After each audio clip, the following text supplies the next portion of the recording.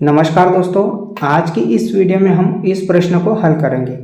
एक समचतुर्भुज का क्षेत्रफल 240 सेंटीमीटर स्क्वायर है और विकर्णों में एक विकर्ण की लंबाई 16 सेंटीमीटर है, तो दूसरा विकर्ण ज्ञात कीजिए। हमें यहाँ पर दूसरा विकर्ण ज्ञात करना है।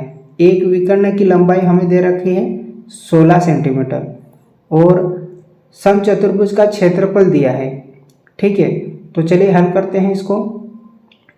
पहला विकर्ण हमें दे रखा है, कितना है दोस्तों? पहला विकर्ण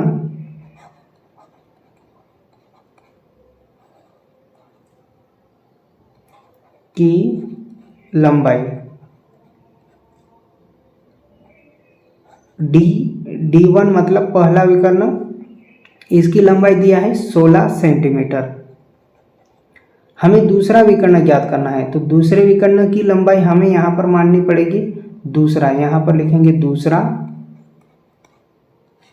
विकर्ण की लंबाई D2।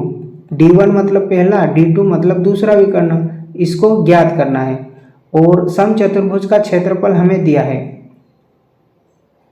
समचतुर्भुज का क्षेत्रफल शॉर्टकट में लिख दिया हूं मैं। समचतुर्भुज का क्षेत्रफल बराबर होता है 1/2 गुणा विकर्णों का गुणनफल, यानी कि D1 गुणा D2। इसमें हम मान रख देंगे तो हमारा उत्तर आ जाएगा।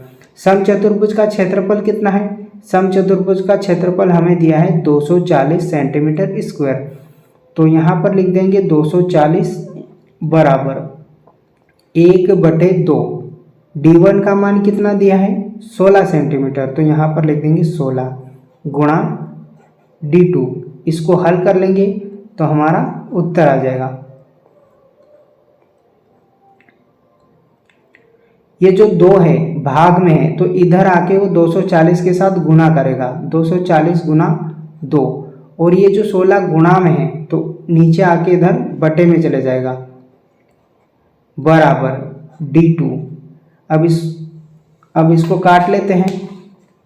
2 से 16 कटेगा 8 बार में, 2 8 16 और 8 एकम 8, 8 3 24 होता है, 3 बार में कट जाएगा। तो D2 का मान कितना आ जाएगा दोस्तों? यानी कि दूसरे विकर्ण की लंबाई कितने आ गई? 30 आ गई। तो इस तरह से हम दूसरे विकर्ण की लंबाई ज्ञात कर सकते हैं। तो मैं उम्मीद करूँगा कि आपको यह प्रश्न समझ में आ गया होगा। तो इस तरह से हम आसानी से D2 यानी कि दूसरे विकर्ण की लंबाई ज्ञात कर सकते हैं। तो मिलते हैं अगली वीडियो में, तब तक के लिए जय हिंद, वंदे मातरम।